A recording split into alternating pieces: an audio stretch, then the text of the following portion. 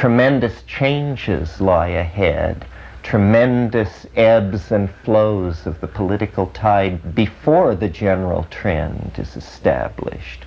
The general trend is not yet established. What we are experiencing now is the cracking up of the previous uniform cultural myth and turbulence, syncretism, cults, confusion. It's not dissimilar to the crack up of the Roman world and the rise of the Gnostic and Orphic and mystery cults that flourished at that time. There is the general consensus is that there is not a general consensus, and this sets up a situation of extreme high energy with the potential for crystallization in a new direction. So we are, I think, share the position of relativism in the matter of what is true and untrue. The best myths will empower themselves to become realities. The notion of memes, of competing linguistic and ideational gene-like units that seek to perpetuate themselves and overwhelm competitors and make symbiotic relationships with similar ideas and trade genetic material or informational material around is, I think, a very fruitful one. And it would lead to a very negative conclusion if we were to look at it through the eyes of Darwinian mechanism. But we now know that that's false, that's wrong. The biological world doesn't work through maximizing competitive difference.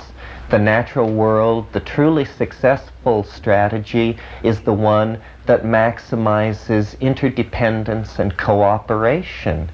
If an animal species can make itself absolutely necessary to the survival of yet another animal species, it gains the energy, as it were, the loyalty of that other organic engine of self-perpetuation. So the real way, the real strategy to get ahead in the biological world is to have as many friends as possible, as many organisms needing your presence, either to pollinate or to provide biological byproducts or to change the pH of material coming out of the soil, as in the mycorrhizal relationships of fungi to the roots of trees. So this, in the human world, what will metaphorically realize this kind of thing is a dissolving of boundary conditions. And we've talked a lot during the week about gender-slanted societies, dominator and partnership societies, this sort of thing. But I want to reiterate that, to my mind, you know, if you walk around on two legs, you are extremely yang. And the dichotomy is between the vegetable and the animal world. Feminism, the great goddess, is the vegetable mantle of regulatory and who knows what else processes, self-cognition, self-awareness perhaps, that enshrouds the planet. When we shy from that, when we pull away from it and become alienated and retreat into cities or pastoralism or other adaptive modes which allow us to hold the great goddess at a distance, then the tumorous growth of ego begins. Because ego is essentially avidya, ignorance. It can only grow in the presence of delusion. And the delusion is the delusion of individuality and separateness and apartness.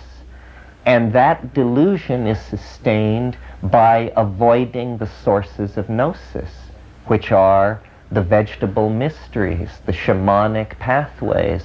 And society, if it falls into, if a bifurcation occurs such that it takes the path of falling into a position of retreat from that, if it defines it as, quote unquote, in the old vocabulary, chaos, in other words, that which is dissolving, threatening, unpredictable, and suffocating, then progressively more and more neurotic cultural barriers will be erected against this, and more and more cockeyed cosmogonic myths will be created, ending in something like modern science, where you can measure the density of aluminum in a star 30 light years away, but you can't get along with the guy you share your office with, because he's such a mystery to you that it just drives you into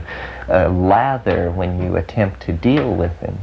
So what is needed is models of process that are close to home, fractalized, democratized, if you wish. It's not enough to live in a hierarchical society where you don't understand what's going on, but you have faith that somewhere in laboratories, in corporate boardrooms, in government halls, somebody understands it, because somebody else understanding it is not operationally effective for you.